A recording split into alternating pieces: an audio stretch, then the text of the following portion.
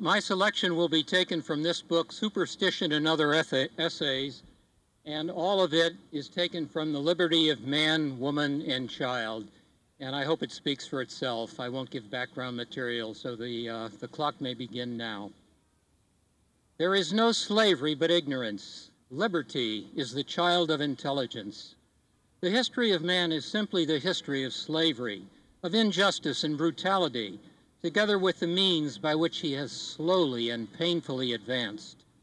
He has been the sport and prey of priest and king, the food of superstition and cruel might. Crowned force has governed through ignorance and fear, hypocrisy and tyranny. Two vultures have fed upon the liberties of man. From all these there has been, and yet today is but one means of escape: intellectual development. Nothing has been left undone by the enemies of freedom. Every art and artifice, every cruelty and outrage has been prepared and perpetrated to destroy the rights of man. In this great struggle, every crime has been rewarded and every virtue has been punished. Reading, writing, thinking, and investigation have all been declared crimes. Every science has at one time been an outcast. All the altars and all the thrones united to arrest the forward march of the human race. The king said that mankind must not work for themselves. The priest said that mankind must not think for themselves, and so the human race was imprisoned. Yet through some of the prison bars came a few straggling rays of light.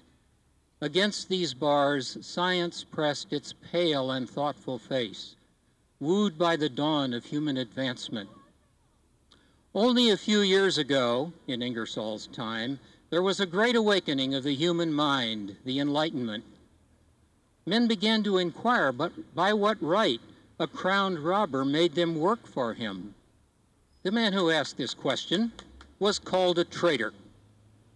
Others asked, by what right does a robed hypocrite rule my thought? These men were called infidels. The priest said, and the king said, where is this spirit of investigation to stop? They said then, and they still say now, that it is dangerous for man to be free. I deny it. Out on the intellectual sea, there is room enough for every sail. In the intellectual air, there is room enough for every wing to spread. The man who does not do his own thinking is a slave, and he is a traitor to himself and to his fellow man.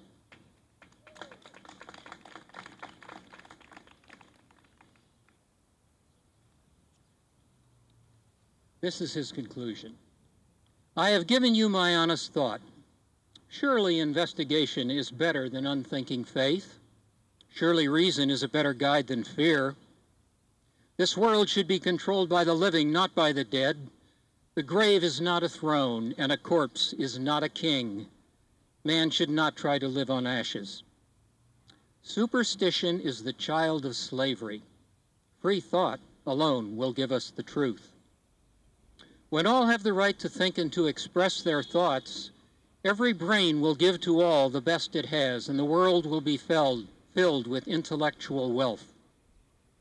As long as mankind worship a book, just so long will the world be filled with intellectual paupers and vagrants.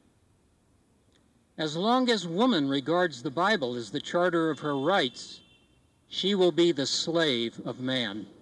Within its pages, there is humiliation and shame for her.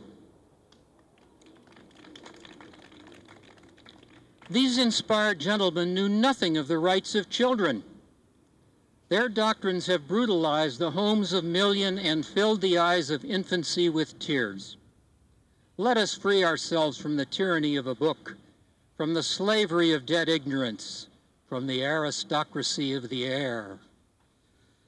There has never been upon the earth a generation of free men and women. It is not yet time to write a creed. Wait until the chains are broken.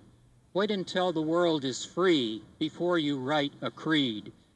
And in that creed, there will be but one word: liberty. Thank you.